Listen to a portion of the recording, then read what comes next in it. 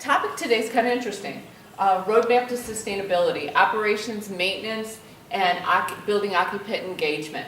As Cindy referenced, Ed and I have kind of actually a very diverse, in terms of the two of us, background in terms of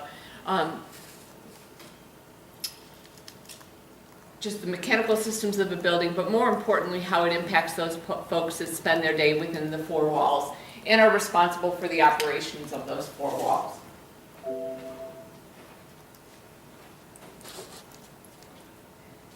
We understand that there's no one in this room who doesn't have an understanding of how important being green is.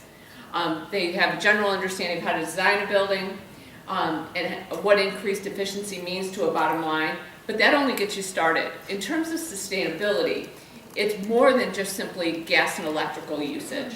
It's about carbon, solid waste, water, and best practices.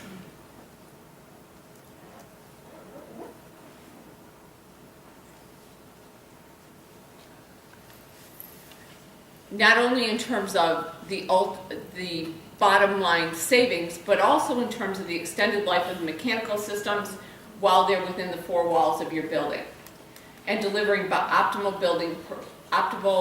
efficiency and performance.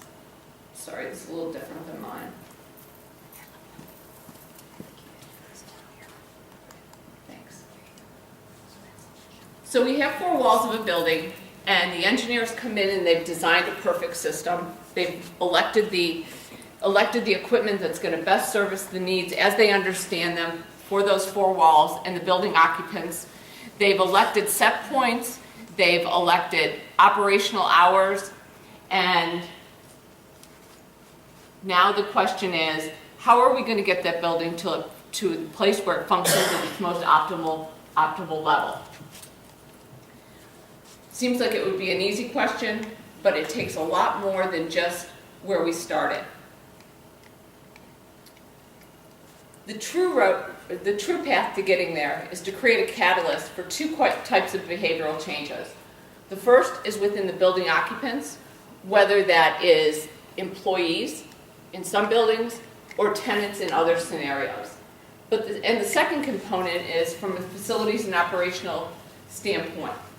The reality is that regardless of the original building design, occupant behavior dramatically impacts the overall efficiency and either supports or undercuts the building's articulated sustainability goals. Examples of how occupant behavior cuts against or marches towards sustainability range from nuanced behaviors that we couldn't even imagine when we're designing these systems to the ever-popular heater plugged in underneath somebody's desk to make them more comfortable on a personal basis. Oftentimes, the true causes of why that building is not functioning optimally go undetected, and unnecessary consumption results, as we all know, and again, the building owner's goals in terms of sustainability are never truly achieved. What our goal today is to give you some real-world examples of buildings Ed and I have been in, where we walked in after it's been designed, after the election of the equipment, and the owner's sustainability goals are not being even close to achieved. Because 2030 District and the City of Cleveland have asked us to record this presentation, unfortunately some of our clients have not allowed, that we're going to be using in these case studies, have not allowed us to give their names. Our intention is not to be sneaky about that, but just to honor what their expectations are and what they've allowed us to do. The first case study is, in our estimation, absolutely fascinating. The organization is a large international manufacturer and distributor of multiple lines of personal care items. The client has advanced one of the single boldest sustainability initiatives that we're aware of. They are true leaders within their vertical, and I would challenge you to say worldwide. More than what their goals are, which we'll cover in just a moment, they have set down an initiative to get to a benchmark by 2020, which is 100% not negotiable. They have, and this is across both their manufacturing and their distribution channels, they have demanded that by 2020 they will reduce their environmental footprint by 60%. Their CO2 emissions in all plants and distribution centers will be reduced by 60% in absolute terms against their 2005 baseline. In terms of the distribution channels, that has its own particular challenges. Why? Because all of their facilities with their 2005 plan had converted to their LED retrofits, so the low-hanging fruit was gone. They didn't have the manufacturing component within their four walls where they could make changes and adjustments that would have dramatic impacts, marching them towards the 2020 articulated goals. Before I get to what we actually did in that, I think it's important, given the mandates of the 2030 district and all of their channel partners, as what this organization's motivation in large measure was. This is the first organization Air Force One has dealt with where their sustainability goals actually were not solely designed to reduce their operational costs and create bottom line savings. This organization actually crafted their 2020 initiative as a marketing play. They came up with these benchmarks that they intend to hit, they are demanding on hitting, and it is specifically designed to create 1 billion, with a B, new customers for this organization by the calendar year 2020. They see a direct relationship with their ability to hold themselves out as not only a leader, but a marquee example of sustainability within the global economy, and see that as not only bottom line savings, but a bottom line revenue driver.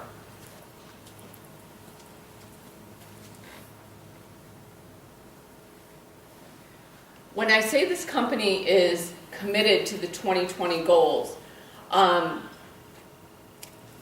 that's not a myth. The reality is the folks in these buildings understand that if these goals are not met, this organization has told them that building by building they will shut those facilities down. So when they're dealing with how do we get from where we are today to where we need to be by 2020 in terms of those benchmarks, each and every person that walks through the door of those buildings as an employee of the organization understands that if those goals are not met, they're out of a job. So the element of engagement from an employee standpoint is incredibly high and time sensitive.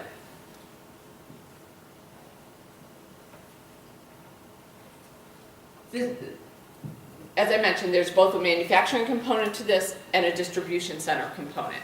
The greatest challenges in the distribution channel, for the reasons that I just said, LED lighting is taken out of the equation, but nonetheless they still need to hit this benchmarks. There's a local distribution facility that Ed and I were called into for this organization. The building is single site, 650,000 square feet of distribution space. Again, LED retrofits already been done. They have their 2005 benchmarks, and they're struggling with employee engagement and other mechanisms that they can get to these benchmarks. So they're very concerned about consumption.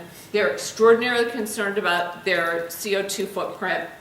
And in addition to that, they absolutely need employee engagement to help them get there and have a firm empirical understanding of what projects their facilities folks can undertake within that building in order to move the needle towards the 2020 goals.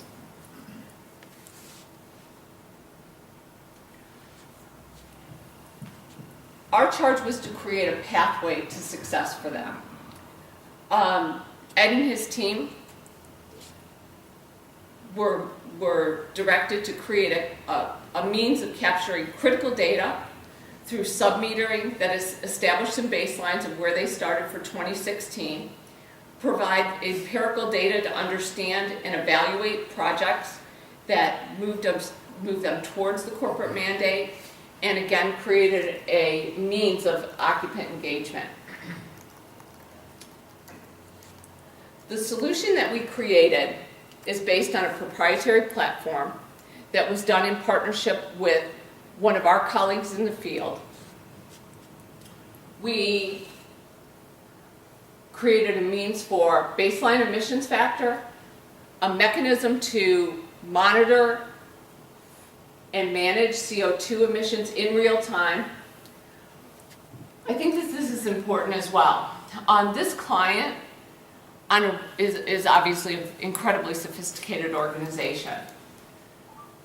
They understood that there were a number of commercially available options in terms of managing several of the elements of sustainability that related to their plan, but where they felt that it fell short was most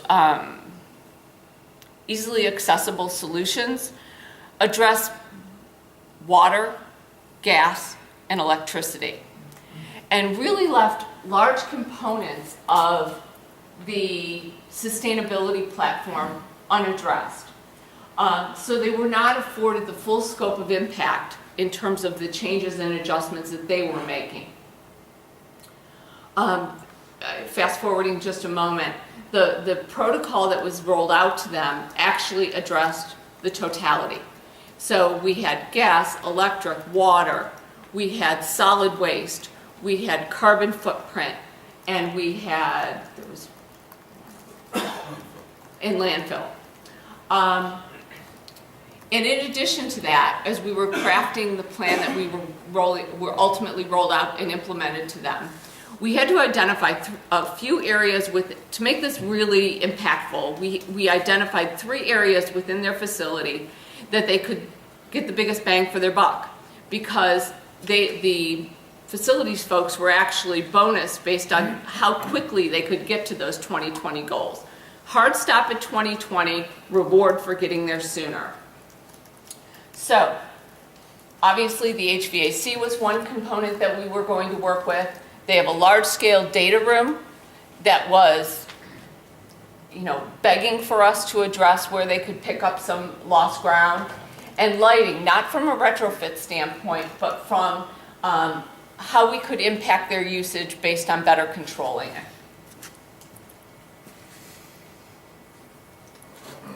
That really didn't come through. As everybody here knows, tracking meaningful metrics allows sustainability goals not only to be met but exceeded. And again, some of the not usual suspects that were tracked were the carbon emissions, total waste, and waste to landfill. And again, this was done in real time. So we crafted a plan. We understood where we needed to land. We had a pathway to get there. We identified our 3 discrete areas within the 4 walls where we wanted to attack: the HVAC, data rooms, and the lighting. And we had frontline success on that simply by controlling those outputs.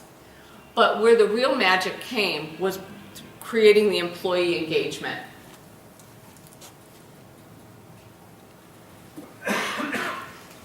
In addition to the baseline control project that Ed and his staff implemented, we extended it to wall boards throughout the 650,000 square foot facility that tracked in real time, in a manner that was meaningful to the employees based on what that client communicated to us: electric, gas, water, landfill, CO2, and solid waste.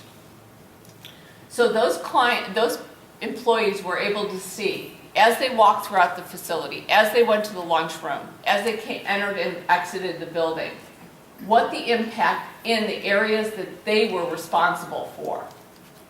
It took this from a situation where employees actually cut against the corporate initiatives to empowering them to a place where they were part of the solution instead of part of the problem.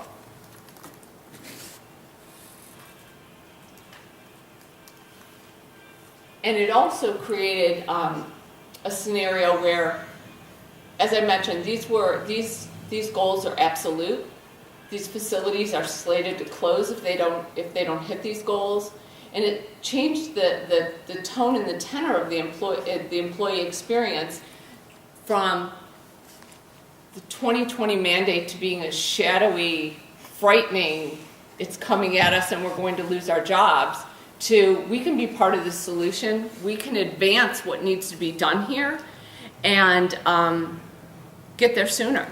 And for, at least for the facilities folks, there was a carrot on the end of that stick so that they could really be rewarded. Any questions on that example? Mm-hmm. I just have a general question. Were these electronic boards that changed constantly, or low-tech boards that? No, they were big screen TVs that were monitored, mounted to the wall, that changed in real time. I think they were done in 15-minute increments. So, yeah. And I will tell you, like, yeah, thank you for asking that. That was a good point. There was, this is the mock-up of it, obviously, but there were some things that were brought in to create some engagement at the front end. Like, there was a news feed that was put on there, so there were other reasons that they would look at it to get some conversion of the employee base. Obviously, weather, things of that nature. But as time went on, those things were less important, and they were chasing the goal. Yeah? Is there anything comparative or a baseline that you could judge your quality or your consumption against to see if you're actually doing a positive job? Yes. As I mentioned, this organization did 2005 benchmarks across all. Right. But I mean on the boards specifically. On boards. You know, can you judge it against the previous day? Can you judge it against the same day last year? Some real-time measurement of what? Short answer is yes. The system has capacity for that. However, obviously what goes up on the board is driven by the client. And actually,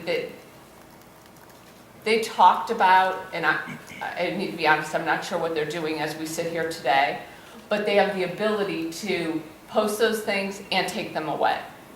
So on a front line, in terms of initiating this, the first order of business was to get the employees to engage. So utilizing things like news, weather, reasons to look at the board.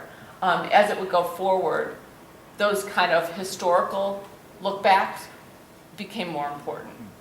And I will also tell you that organizationally, they touted those very, very strongly.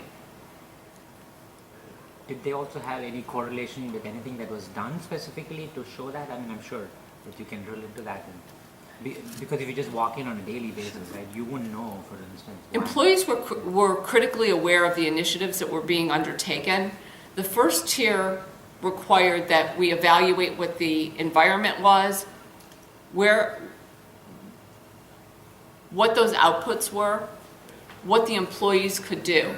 On the back end of that, the facility staff was using the same data to evaluate, in our world, proposals of initiatives that we were recommending to them for those three critical areas: HVAC, data room, and lighting control. And with the same data for a different reason, we're making decisions on which projects they intended to go forward with. Did that answer your question? Yeah, so I think what I'm hearing is that employees knew somewhat like at a level of detail that they are comfortable in terms of what measures are being done. Obviously, the back-end team obviously has more detail. Exactly. So did you sub-meter the HVAC data rooms and lighting? Yeah, there were sensors on key areas. I think they used 10 areas out there. And I keep looking over, my colleague Ed's going to fold in on the second half of this presentation. However, 10 sensors were put in designated areas throughout the facility to essentially sub-meter the usage that was coming through. That fed into a very high-level BAS that had the ability to extend beyond just KWH and MCFs to the other four buckets, if you will. And then we track the data for trends in addition to the real time. Make sense? That seems to be one of the biggest obstacles, is getting that, being able to segregate lighting from power, from whatever, and then have those sub-meters. So if we're able to accomplish that, that's great.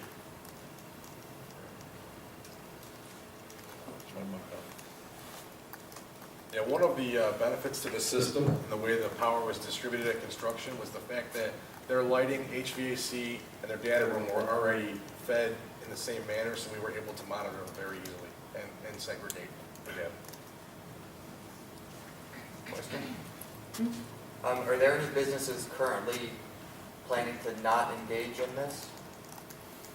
And what's going to happen whenever they decide that they're going to do everything they can and not shut down to stay open by 2020? I'm not 100% following your question. Are there any businesses that are not engaging in this? Yeah. Any of their... Oh, any of their organizations?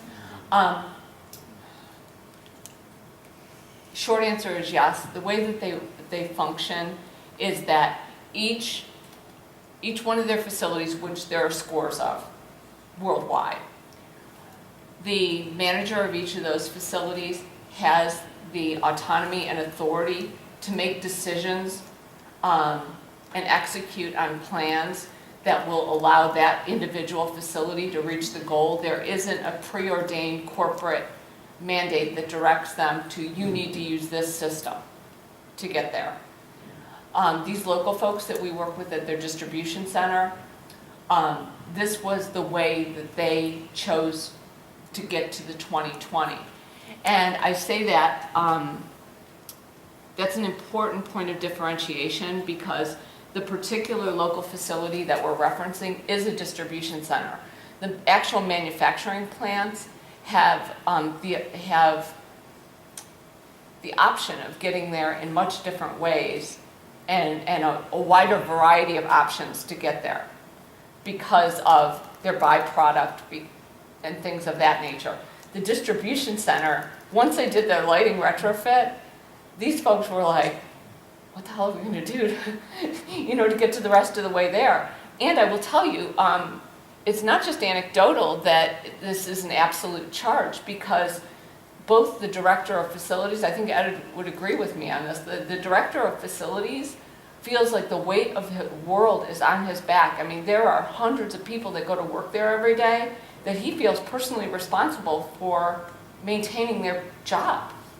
And, within his staff, these guys are not on board, out. I mean, period, the end.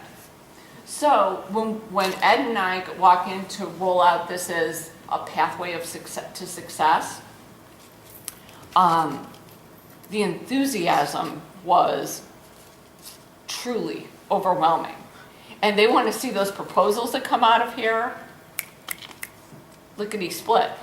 Interestingly, although I think the carrot that they're chasing in terms of bonuses is exciting for them, who's not excited about that?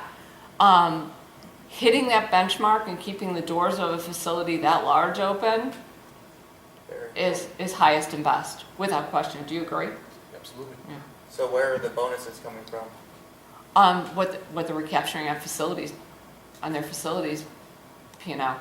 Just being in the savings, or is there bonuses coming from? But there's bonuses from corporate as well, but obviously it's the more they save, the more there is in the pot. But they've been very clear that they will be bonused and it will be handsome. But that doesn't seem to be what they're really chasing. What is it? Staying open. I mean, there's a certain level of self-interest for sure, but I mean, his job's out too. Did that answer your question? Yeah. Anybody else?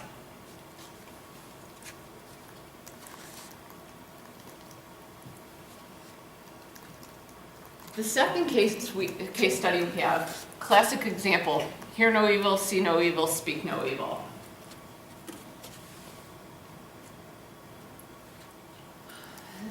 This client is a worldwide food services organization that has thousands of retail outlets for their food. But in the state of Ohio, they have their world headquarters. They enjoy a sprawling single-site headquarter in central Ohio. This facility experienced considerable pain in terms of building operation.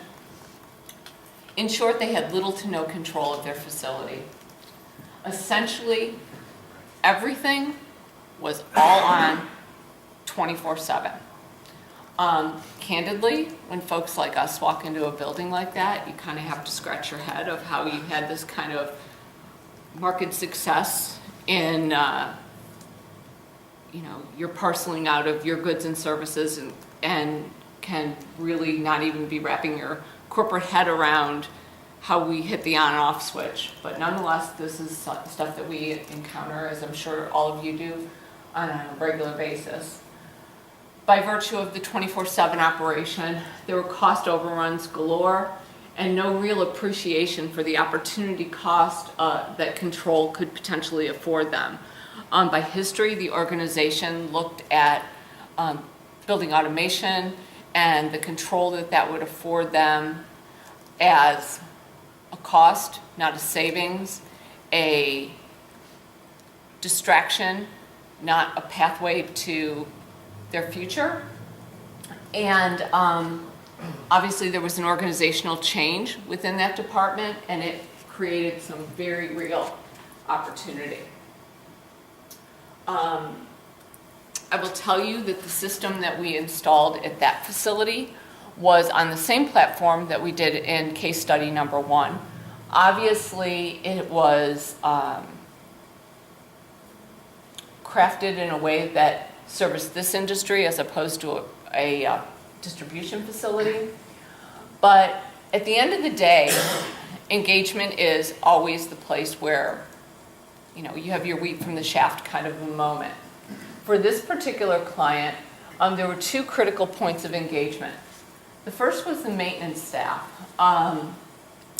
This client, once their system was in place and data started to flow, it became abundantly clear that the maintenance staff needed to adjust.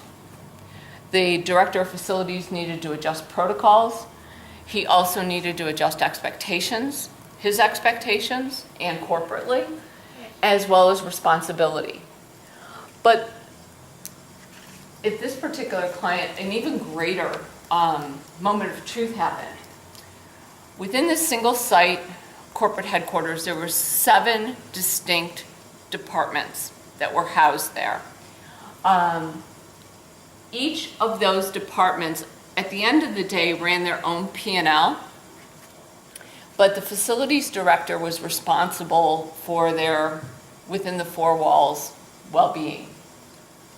This system allowed him to essentially sub-meter in terms of commodity usage, gas and electric, and quote-unquote charge each department for their sub-metering. When I say charge, not really charge, it just allowed that commodity expenditure to be included on their P&L, so it came off of the facilities P&L. And shockingly, all of a sudden, consumption was a concern for all 7 department managers. The additional financial consequences were interesting not only in terms of the downward flow of expectations within each of those 7 departments, but also freed up an enormous amount of capital on the facilities budget that allowed them to move forward with several projects and initiatives that, again, were on a sustainability path, but when he was carrying the load for all their commodity-based usage, did not have the financial flexibility to engage in.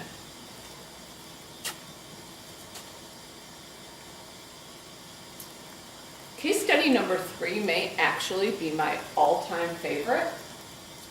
Little different breed of cat here. It was a school district. And again, same platform across multiple buildings in the district, collecting the same kind of data. Trend reports were being followed. Wall boards were installed in the buildings. And it was a success. And you talk about engagement, it was such a success that the wall boards were not only news and weather anymore. Students were engaging in the wall boards. And teachers who were desperate for a novel project were also paying attention. Back at the ranch, we were enjoying savings on our commodity-based consumption. And lo and behold, a teacher comes up with a project that she assigns to a bunch of high school students. It's a sustainability project that spawned of the wall boards that they were passing and looking at each and every day. And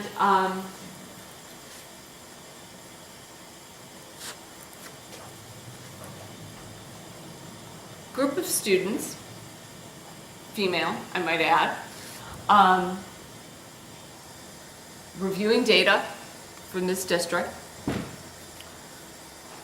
came up with a project that blew not only her teacher away, but the delivery vehicle away as well. They were assigned to identify the project, quantify the expenditure that was associated with the project, craft a solution for the project, and show savings that resulted. Here's the nuanced culprit: the hand dryers in the bathrooms. Who knew in this district there was a tried and true, multi-generational history of doing the following? Each and every time a young woman entered the restroom of the junior high and the high school, there were 3 hand dryers along the wall. And when she hit the door, she walked through and she hit 1, 2, 3. Because who knew girls were so afraid to hear each other pee? And when they left, they walked out and they hit 1, 2, 3. The astounding part is, this is a facility that had full-scale energy audits. Engineers spent tremendous amounts of time. Energy auditors spent huge amounts of time. Facilities people not only did repairs in those portions of the building, they cleaned those portions of the building. No one knew.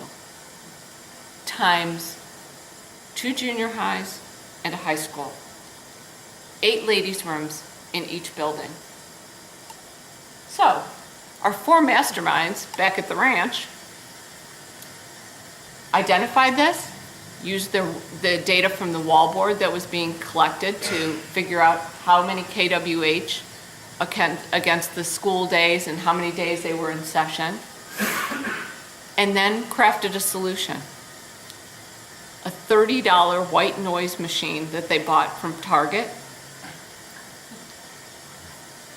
Dilemma solved. So, in terms of the 3 examples, I hope each of you are seeing these like we are. The data, I mean, I don't think there's anybody in this room who doesn't understand the critical import of understanding what you're doing to going down a path to sustainability. But we cover the large-scale distribution center who absolutely needed to engage their employees in order to get to a place of success of their 2020 goals.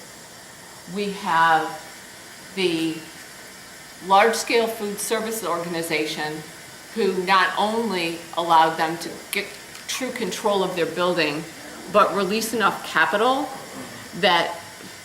capital through reapportioning responsibility and engaging those employees so that they could undertake more sustainability initiatives.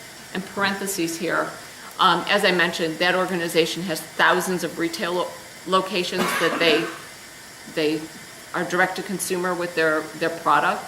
On the horizon is extending this program to each of those retail locations in an attempt to capture that same level of employee engagement and personal responsibility. And finally, the nuance, which none of us would ever know because we're not in the bathrooms when they're there. And who knew that could be identified and solved?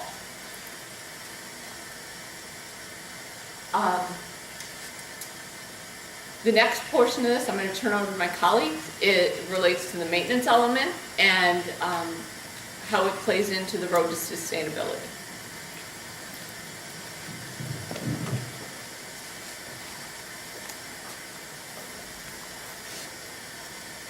Okay, good morning, everybody. Okay, we're all still awake. For now. For now, yes. I can assure you my presentation will not be as interesting as hand dryers and women's restrooms, but I'll do my best.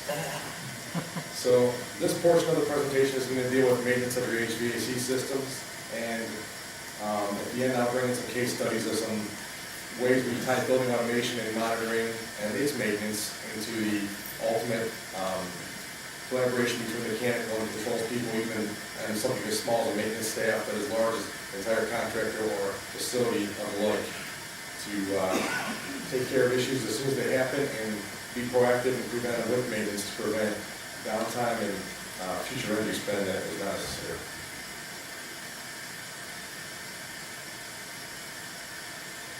So when Deborah speaks about behavioral changes, they're not limited to building occupancy. We're talking about the maintenance staff, the property management company, the building ownership, and the contractors that take care of the facilities are all included in this.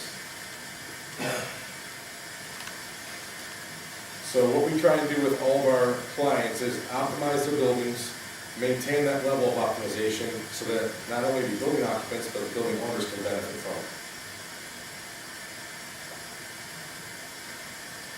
Many studies have proven and shown that fewer than half of companies in the world perform preventive and predictive maintenance on their HVAC systems. And obviously, all of those things combined reduce energy costs, extend the life of the equipment, which we all know is probably one of the most expensive assets in a building. They improve the occupant comfort and increase productivity, and they increase uptime, which is very important when managing a facility. Effective maintenance can reduce your energy spend from as little as 5% to as high as 40%, depending on the severity when you enter the building and undertake maintenance. HVAC systems have a varying level of ongoing maintenance that's required, and performance can suffer as a result if it is not taken care of in a timely fashion. When manufacturers design and test equipment to determine efficiency ratings, that equipment is typically new and in a laboratory environment where it is clean and it is controlled.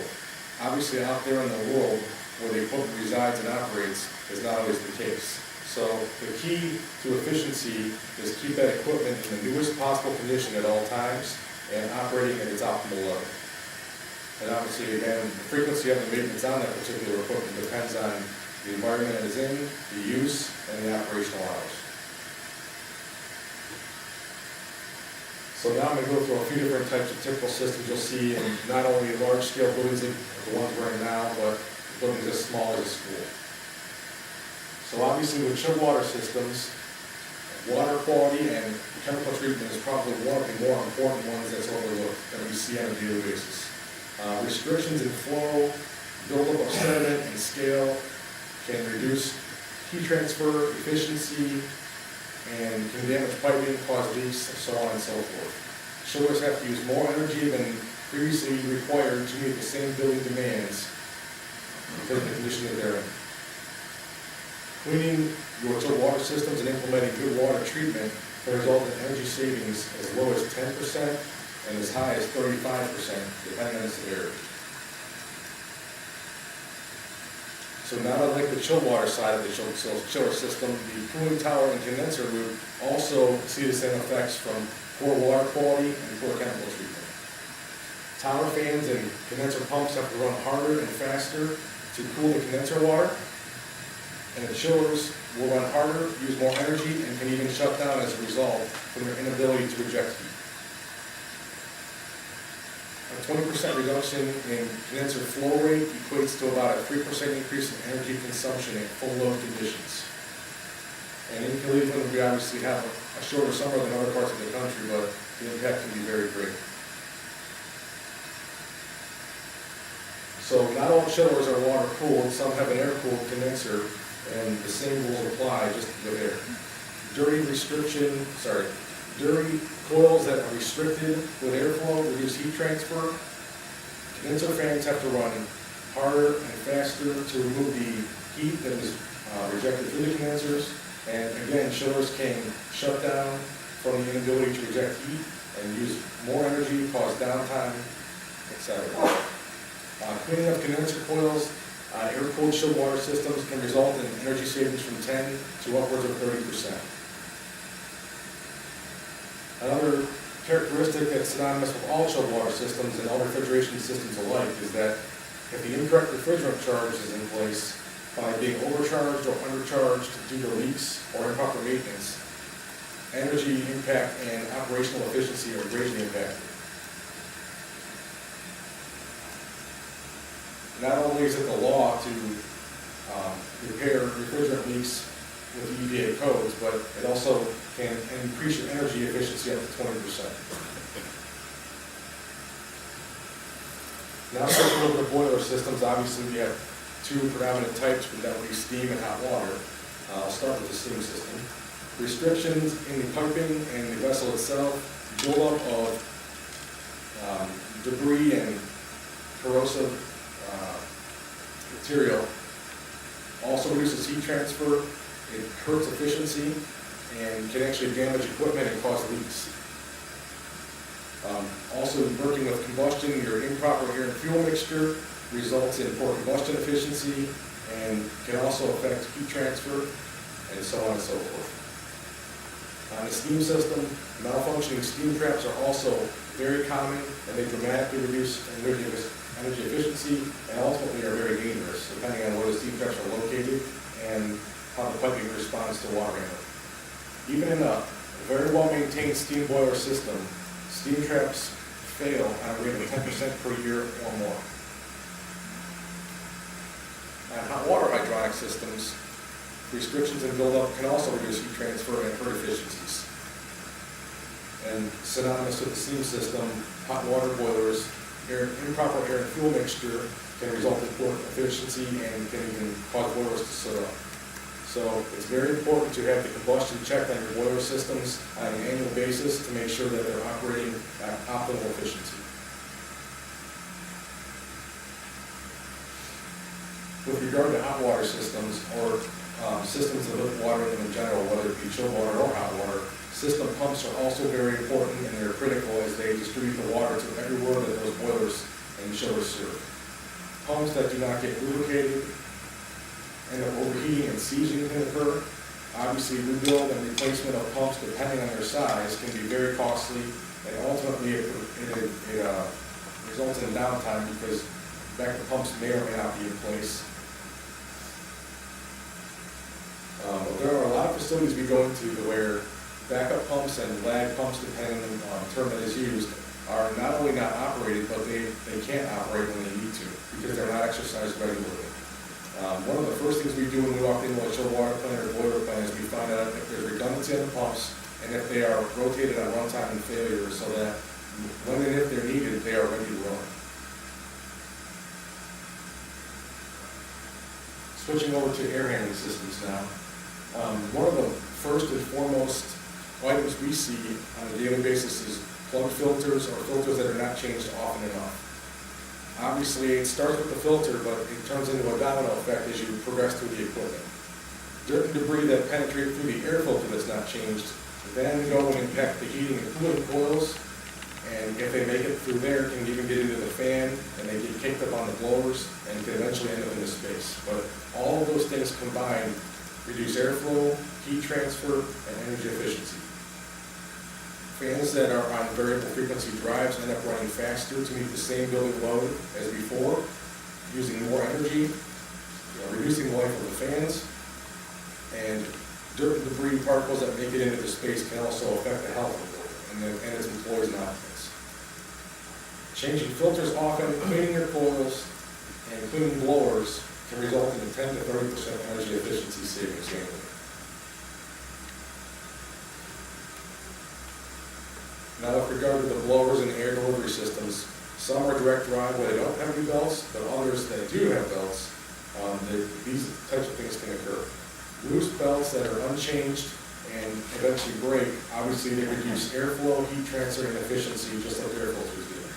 They reduce heating and cooling capacity. A unit that serves, say, this room that heated or cooled with no problem suddenly is experiencing challenges. You're getting comfort complaints. My mic is bad. I thought it was good. Maybe it didn't. Do you hear me? No. Oh, okay, Yeah. sorry. Went deaf for a minute there. Took a spot here. Yeah, with loose belts, again, fan motors that are on variable frequency drives will end up speeding up and using more energy trying to compensate for the fact that it's not delivering the volume of air it once was. And conversely, over-tightened belts from improper maintenance, they result in premature belt wear and failure, premature pulley wear and failure, and eventually the bearings on not only the motor but the blowers can fail as well. Changing belts at the proper intervals and adjusting the proper tension can maintain the efficiency and extend the life of all the components involved in air delivery. Now I'm going to transition over to building automation systems. Building automation systems as a whole are very useful and wonderful tools as long as they are used properly and that they are actually used. It is not uncommon for us to go into a building that has a building automation system where it is so cumbersome and so difficult to use that the building occupants and maintenance staff decide that it is easier to walk over and turn things off and on or just let them run because they don't want to deal with logging into building automation, dealing with possibly an old computer, an outdated system, just to make a few simple changes that seem minimal to them but can have a huge impact on energy. One of the items we stress on building automation systems is not only to keep them backed up in the event of failure, but to keep them updated and stay current with technology. It's no different than having your computer at home. Windows and Java are spinning out updates sometimes what seems like every 15 minutes, and building automation systems are typically obsolete within 12 months to 18 months after they're installed and have to be constantly updated and technology advanced to stay current with the rest of the world. Obviously, you want to keep your building automation systems easy to access and easy to use. As time has progressed with most systems, tablet, smartphone access is implemented and can be added on to even existing systems. Graphic overlays can be implemented because the easier the system is to use, the more employee and occupant engagement you will receive, and ultimately savings will be experienced. Building comfort will be important and forefront. Another good statistic here at the bottom, 43% of building automation systems are underutilized and prevent an additional 15 to 30% operational savings on an annual basis. Like I was saying a moment ago, easy to monitor, easy to maintain. With a lot of our building automation systems, we get complaints from customers that it takes them too long to monitor the building because they're looking at pages after pages of text and data that they don't understand. One of the things we remember is that people that are in maintenance and operations of facilities have varying levels of expertise and HVAC experience as a whole. So you have to keep this as simple as possible for these people so that they can have a high level of understanding and a high level of functionality and reactiveness to problems and ongoing changes throughout the building. This is a floor plan from one of our facilities that is thermographic in nature, so a person can glance at the entire floor plan of that wing or that entire facility and know right away where the problem areas are. Obviously, green is an area that is ideal or at set point not requiring any heating or cooling, and areas that are yellow or blue are warm and cool respectively. So you can immediately identify areas where maintenance may be required or there's a problem that needs reactive maintenance or reactive service on all this. Ed, we have a question. Yes. So how many companies are already implementing these systems as far as like, say if I wanted to start a company to provide this service? Is there any companies around here other than just test companies so far? I'm sorry, I don't understand your question. Okay, so I guess how would I be able to sell this system to a company and who would install it? Well, are you talking about from a contractor standpoint? I guess so, yeah. There's a bunch of companies around that utilize these systems, and with us being one of them, there's dozens of control companies and HVAC companies that offer building automation in the area. Ah, So, I'll okay, give you a this is hard all on new this. to me. So you're with Air Force One? Yes, I am. Cool, okay. Are you hiring? Absolutely. We're always. Can we step out for an interview real quick? Can I ask you guys mine? He sat in the front, I had to go after him first. All right. Like I said, graphics are key with building automation systems because of the level of understanding of some of the operators.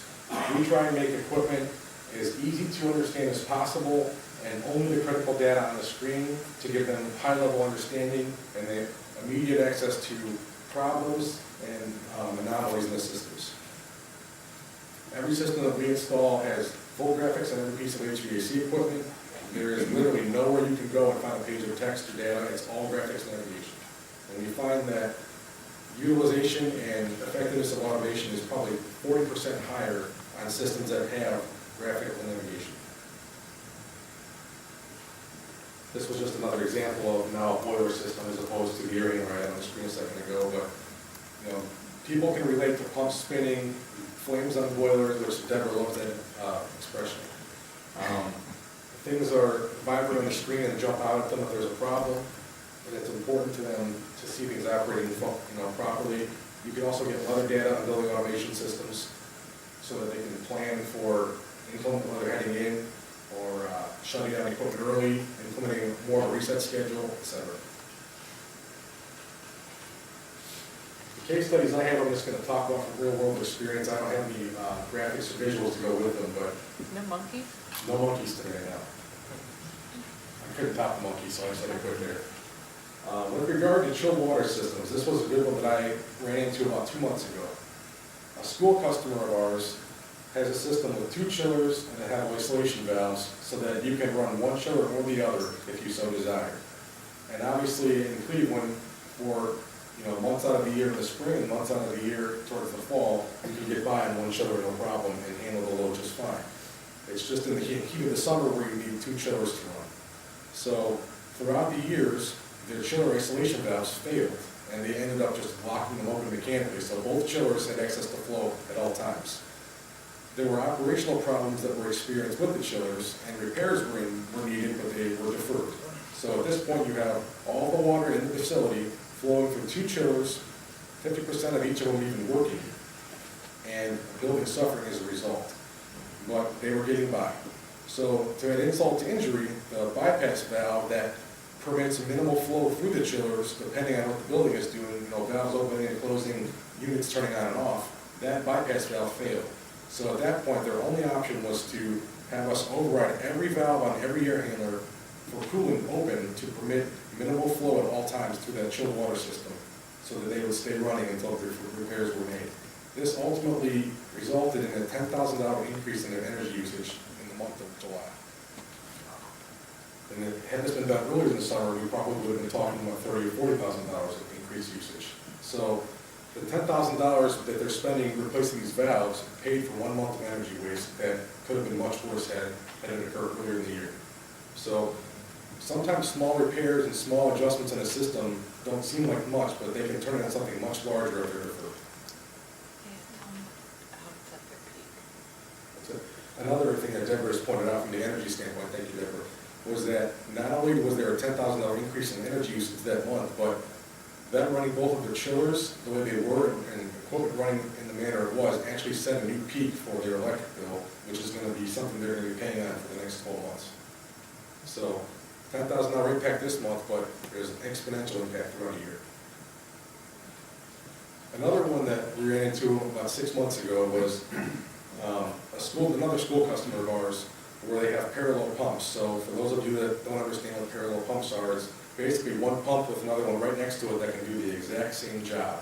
So they can rotate on failure, runtime, one can lead if the other one's being removed for repair, so on and so forth. So, building operator logs into the system one day and sees two pumps running and doesn't think anything of it. And forgets to notify his maintenance staff to go look into why. Well, as it turns out, there was a problem with one of the pumps, so the other one was turned on by a night custodian. This pump ran for probably 3 months before the building operator caught it. That resulted in an energy increase of about $17,000 per month for one extra pump running. And that's why we stress the importance of make the system easy to use. You know, things like email alerts and text messages are very important as well because they can be sent out the minute the problem occurs, and maintenance can be done immediately or a reaction to prevent maintenance can be done. In this scenario, these customers were not logging into the system often enough to catch that. And when the facilities operator, like I said, going back to the varying levels of experience, logged into the system, it was too late and he didn't understand why two pumps were even running, let alone what happened to cause them both to run. The last one I'm going to go into is with regard to a building automation system. This again was a system that we inherited through another customer. It was installed by another contractor, but the employee and maintenance staff engagement was minimal. We logged in one day to do routine maintenance and found out that half of a hospital was offline, not responsive to the system, and there were temperature problems that you wouldn't believe. And somehow, their maintenance staff was not notified of any of them. And I don't know if it was from poor occupancy, sorry, this is dying on me again, or limited connection to the maintenance staff. But the moral of the story here is keep the systems easy to use, keep them updated, and promote utilization and awareness with the automation systems so that problems like that do not go unnoticed. And that's all I have for now. Does anybody have any questions?